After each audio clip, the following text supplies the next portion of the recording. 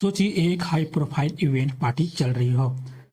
बोले तो नाइट का डिनर चल रहा था, जहां देश के बड़े बड़े नेता शामिल थे, मीडिया कर्मी शामिल थे, वहां के बड़े बड़े सेलिब्रिटी शामिल थे। जबकि इस पार्टी में हजारों लोग शामिल थे। सब लोग मौज मस्ती इंजॉय पार्टी में हर कुछ कर रहे थे।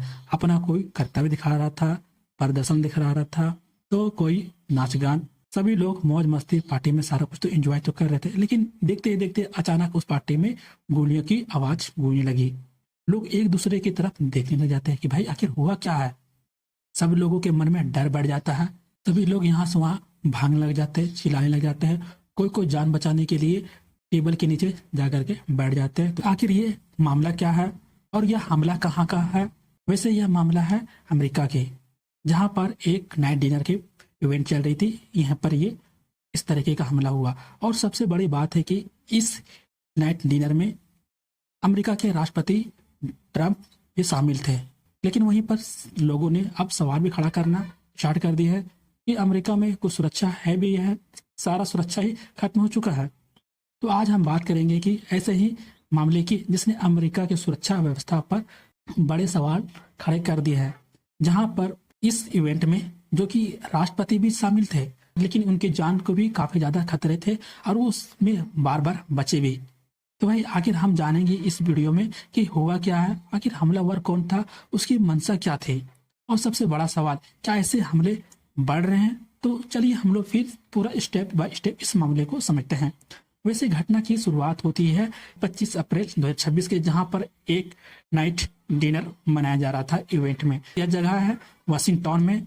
यह कोई आम इवेंट नहीं था, बल्कि बड़े बड़े सेलिब्रिटी मौजूद होते हैं, नेता शामिल होते हैं, बड़े बड़े वहाँ के जो भी पत्रकार थे सारा कोई यहाँ पर शामिल होते हैं। और जो कि इस पार्टी में लगभग 2000 से भी अधिक लोग मौजूद थे। सब कुछ सामान चल रहा था, सब कोई मौज मस्ती इंजॉय पार्टी में हर कुछ कर रहा था। तभी अचानक से वहाँ पर गोलियों की आवाजें गूंजती है। लोग डर जाते हैं, लोग एक दूसरे की तरफ देखने लग जाते हैं कि आखिर हुआ क्या। अपनी अपनी जान बचाने के लिए लोग इधर से उधर भागने लग जाते हैं, चिल्लाने लग जाते हैं, कोई टेबल के नीचे छिप जाते हैं। फिर पूरे हॉल में पूरा डर का माहौल ही पैदा हो जाता है। लेकिन जब सीसीटीवी में देखा जाता है तो एक व्यक्ति जो है सुरक्षा घेरा तोड़कर भागता हुआ दिखाई देता है। उसके पीछे दौड़ते दौड़ते सुरक्षा अधिकारी भी थे। और फिर शुरू होती है 5 से 8 गोलियां चलाई जाती है। फिर पूरा माहौल उस पार्टी में जो था पूरा डर का बदल जाती है। लोगों में अफरा तफरी मच जाती है। गोलियों की आवाज सुन करके अपनी जान बचाने के लिए लोग इधर उधर भागे चल रहे हैं। टेबल के नीचे कोई छुप रहा है तो कोई इधर उधर भाग रहा है। उसी बीच में ट्रंप भी उस पार्टी में मौजूद थे, जो कि वहां के उपराष्ट्रपति जेडी वेंस भी शामिल थे। उन्हें चारों तरफ से घेर करके अच्छे तरीके से उनको सुरक्षित निकाला गया। लेकिन सबसे राहत की बात यह है कि इस हमले में किसी तरीके का किसी को भी कोई भी नुकसान नहीं हुआ, कोई भी घायल नहीं हुआ। हालांकि एक सीक्रेट सर्विस एजेंट की गोली लगी, लेकिन उसकी जान भी बच गई क्योंकि उसने बुलेट प्रूफ जैकेट पहनी हुई थी। लेकिन वहीं पर हालात खतरनाक हो सकते थे यदि किसी के वहां जान चली जाती। वैसे आखिर ये डिनर पार्टी क्या है, तो चलिए हम लोग समझते हैं, जिसे हम लोग WSCD के नाम से भी जाने जाते हैं। वैसे WSCD white house corporation dinner, जिसका फुल फॉर्म होता है, यह अमेरिका का एक एनुअल बड़ा डिनर इवेंट है, जहां पर यह हर साल मनाया जाता है। इसे पत्रकारों की संस्था के द्वारा ये आयोजित किया जाता है। इसमें वे पत्रकार शामिल होते हैं जो व्हाइट हाउस और प्रेसिडेंट को कवर करते हैं। आखिर ये इसका स्टार्टिंग कब से हुई थी? ऐसे इसकी शुरुआत 1921 में हुई थी, यानी ये 100 साल से भी अधिक पुरानी परंपरा है। इस इवेंट में 3 मेन मकसद होते हैं, जो कि पत्रकारों को काम का सम्मान करना, जो भी पत्रकार अच्छी तरीके से काम कर रहा उसके सम्मान करना, बल्कि स्कॉलरशिप के लिए पैसे जुटाना भी होता है। मीडिया को फुल आज़ादी देना कि जो भी किसी तरीके कोई भी वहाँ पर घटनाएं होते हैं तो पूरा दिखाने की वहां पर छूट दी जाती है।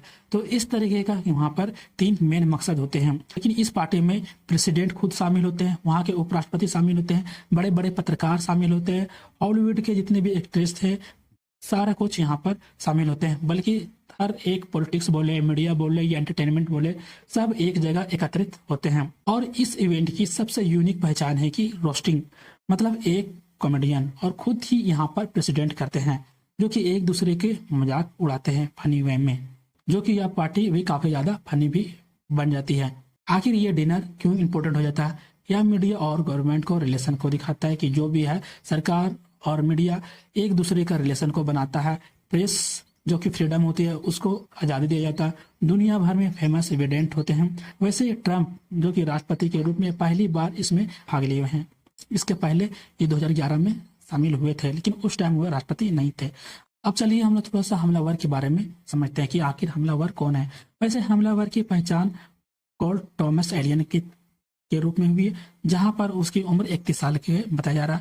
वहीं उसी होटल में एक गेस्ट बन करके रुका हुआ था, लेकिन उसके पास काफी सारे सामान मौजूद थे, जैसे शॉटगन हो गया, हैंडगन हो गया और कई चाकू भी उस पर मिला, जो कि उसके तुरंत हिरासत में ले लिया गया। आखिर हमले की मंशा क्या थी भाई? पूछताछ में उसने बताया वह ट्रंप एडमिनिस्ट्रेशन के अधिकारी को निशाना बनाना चाहता था।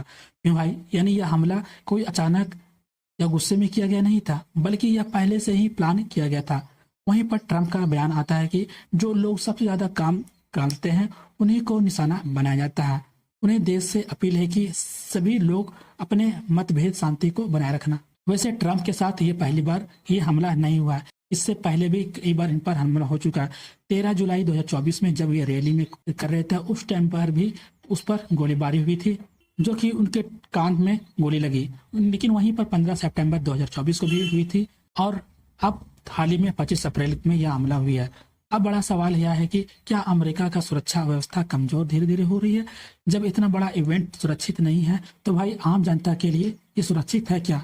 यह घटना दिखाती है कि खतरा अब अंदर तक धीरे धीरे पहुंच चुका है। तो दोस्तों, यह घटना सिर्फ एक हमला नहीं बल्कि एक चेतावनी भी है कि आने वाले समय में ऐसी घटनाएं और बढ़ सकती है।